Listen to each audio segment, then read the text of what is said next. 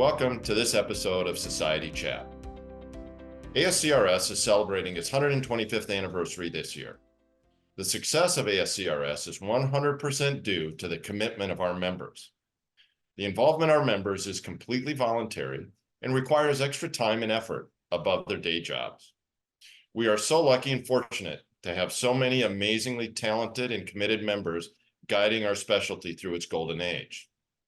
Tonight, we have Dr. Charlie Friel, who is a professor of surgery, chief of colon and rectal surgery, and the general surgery program director at the University of Virginia.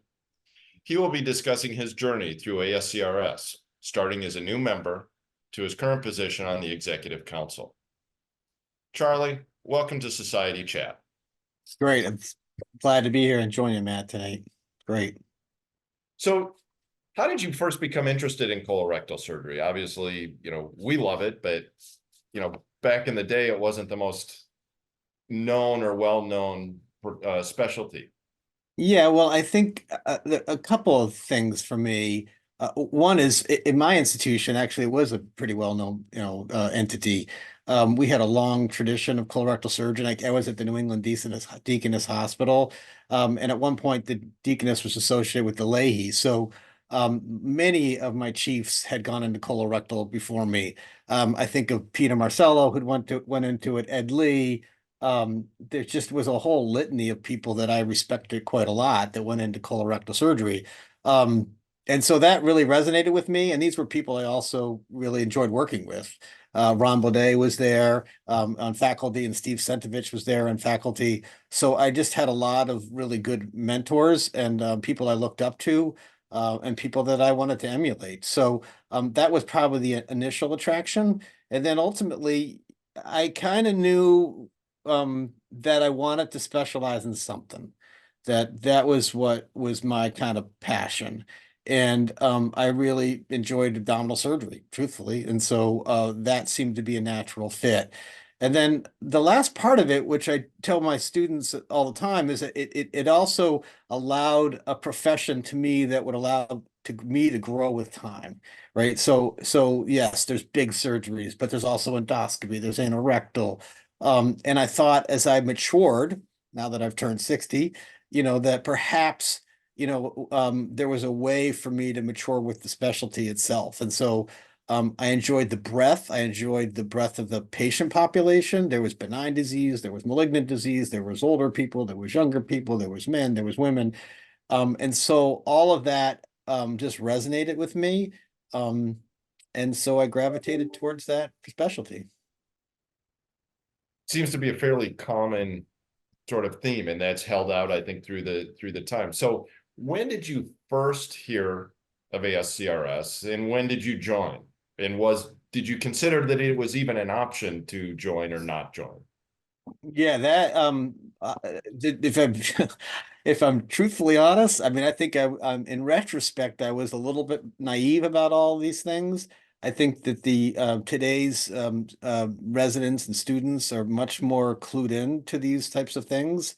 My career, in some ways, I think felt a little haphazard. I mean, I never would have considered joining, ASCRS as a resident, for example. I pretty much had my head down and was just trying to work as hard as I could. And that was my focus. So it really wasn't until I became a fellow that I really was even aware of certainly of this society, but also the importance of societies in general.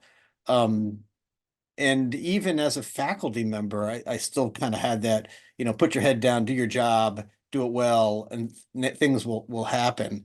And fortunately, it did for me. But I think in retrospect, I probably could have been a little more thoughtful about it and a little bit more strategic. And I think there's way more opportunities for young people to get involved than perhaps there were when you and I were doing this at the same time.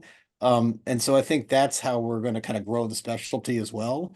But it was kind of late in the game, relatively speaking, to what people do now. It sounds like, it kind of took you a while to get involved or to sort of find your sort of niche, versus I think now we spend a lot more time really trying to pave the way or open opportunities for these young members because we understand how crucial they are. how did you sort of get involved? What was, did you start on a committee? Do you remember your first committee that you joined? Yeah, so I think that first of all, in my first experience was actually as a fellow going to the meeting for the first time. So, I had a presentation. That was great. I at that point I was with the University of Minnesota, and then all of a sudden I joined a big family of colorectal surgeons.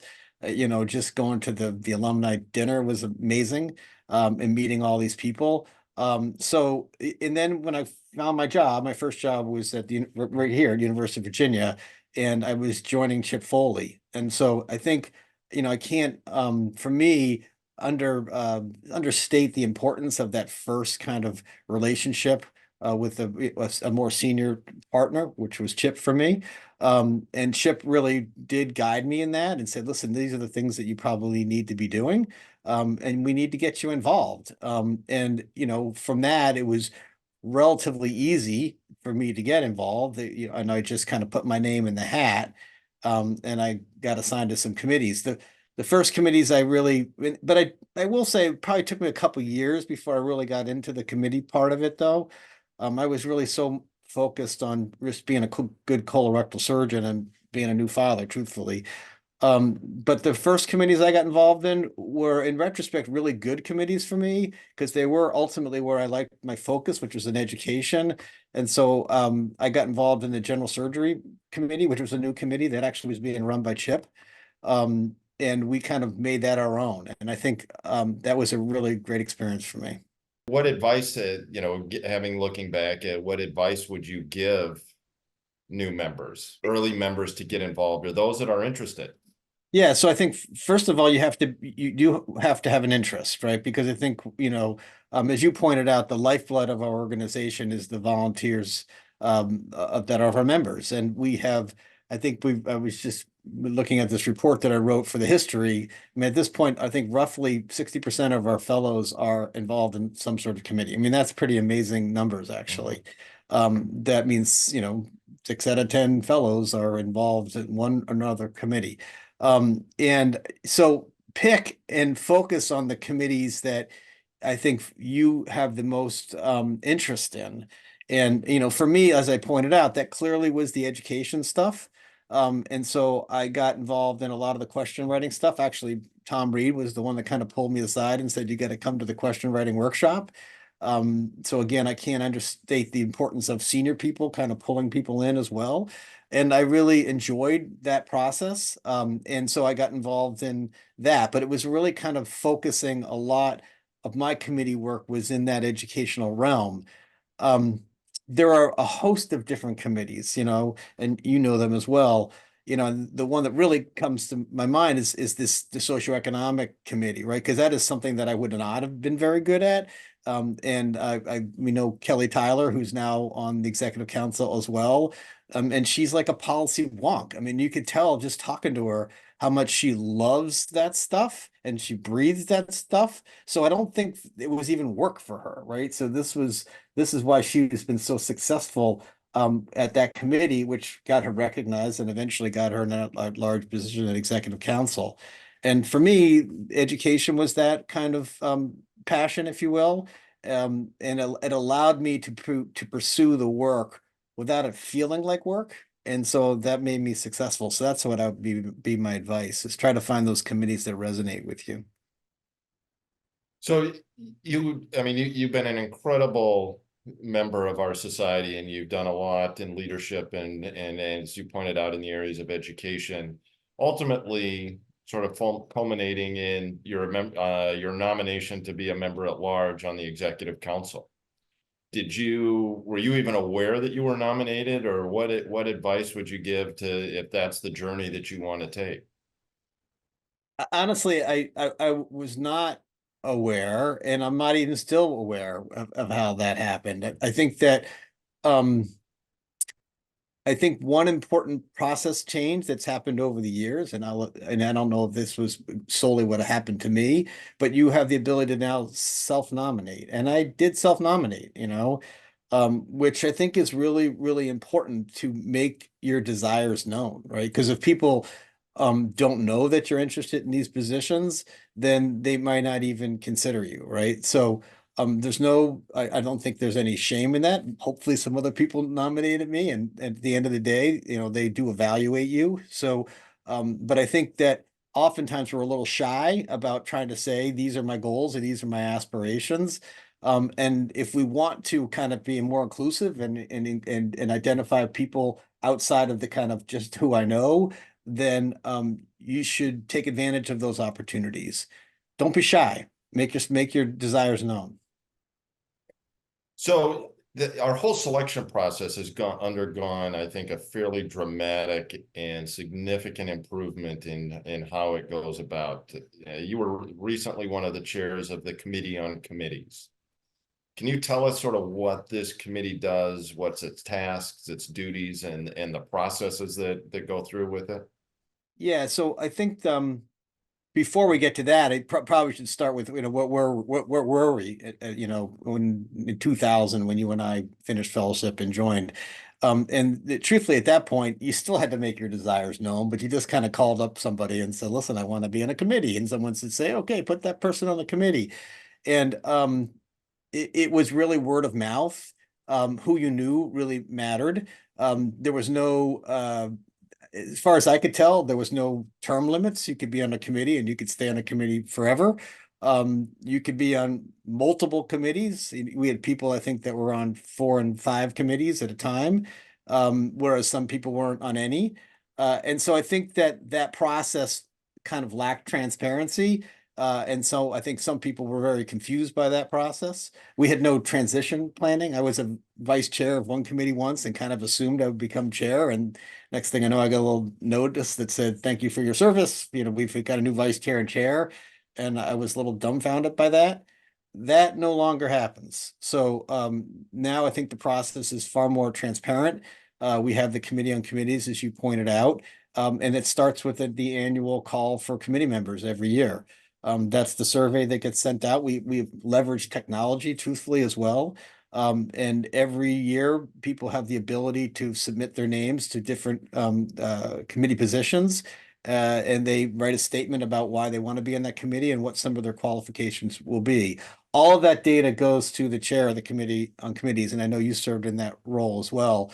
And we sift through it, right? And then we get feedback. We get feedback from the chairs of all the different committees. We evaluate who's leaving and who's coming. You are evaluated on the committee to continue in your role. And then we identify the holes where there's going to be openings, and we try to plug people into them with a real conscious effort to make sure it's a diverse group, to make sure that people I think the year that I went on, we decided you could only be on 2 committees, and that was going to be it. You couldn't serve in multiple committees to give other people opportunities. And also we shortened the kind of quote unquote terms. We identified committees that now are 2-year committees and 3-year committees, so that there would be turnover, so that there would be opportunities for other people. So I think the evaluation process, the identification process, and ultimately the appointment process is far more transparent. And I think a lot, it does involve the individual member kind of making their choices known and what their preference is. And we try to accommodate that. I think, I mean, those are all fantastic changes and they needed to happen. And I do think that it has served us well. As you have spent time on the executive council, what have you learned about sort of society leadership, the direction, how the sort of the ship, so to speak, of ASCRS is steered and driven? Well, I think the first thing that I've learned is that everybody who serves in these roles really cares about colorectal surgery. I mean, it sounds absurd to say that out loud, but they're just passionate about the field, right? And they enjoy their job, right? And so when you're hanging around a bunch of people that enjoy their job and enjoy the profession, it becomes infectious, right? So, and I think they're committed to it. They're committed to doing late night Zoom meetings and whatever it is. And we didn't have Zoom meetings when I started, obviously. But we're all committed to doing that work. Um, the other thing that I've learned is that they're not as scary as I thought they would be, right? These people, everybody's approachable. Everybody's approachable. Everybody wants to welcome you. I remember that when I was first made a member at large, I was, it was before I was going to join the committee, the executive committee, and I went to David Margolin and said, "Can I just sit in? Because I don't even know idea what it's going to look like." And I was a little bit nervous. And he just said, "Of course you can sit in. You can sit in on anything you want. Just come on in and sit down and listen." And so that was that was welcome, because it was a little intimidating at first to kind of work with folks, but they're not intimidating folks. And the more I get to know people, the more I get to realize they just want what I want, which is to make the specialty as great as it could possibly be. So you now have been a colorectal surgeon and gone to the annual scientific meeting for 20 plus years. Give us your best memory, or what do you look forward to the most out of going to the meeting? Yeah, so I think at the end of the day, what we really, really care about is seeing our friends and seeing in the social part of it. Yes, I love the educational content. I love the day that Tom Reed pulled me into a room, like I've already alluded to, and said, "Listen, we're doing a question writing workshop, and you're going to come do this with me." I love that camaraderie, but if I'm truthfully honest, the best memory I have is the Cleveland Clinic Rock and Roll Hall of Fame, and that was just a really fun time. I was, playing pinball with our friends and hanging out, and just feeling really connected to the society. And so that happens a lot, and I enjoy those moments. I will say I really, really enjoy going to our alumni dinner. I think that's always been a spectacular event as well. But it's absolutely positively the relationships that I've made, in crew colorectal that attract me to that meeting every year. I would agree with you 100%. I think, we all enjoy the scientific educational part of it, but there's a camaraderie that we have amongst us as colleagues that I think is unsurpassed, and it permeates every year. So, Charlie, thank you for joining us for this important episode of Society Chat. And we all look forward to seeing you for the 125th anniversary at the ASCRS Annual Scientific Meeting. Thank you for joining. Thank you for watching, and remember, this is your specialty and ASCRS is your society. You are part of this legacy of surgeons who have made our specialty what it is today. See you next time.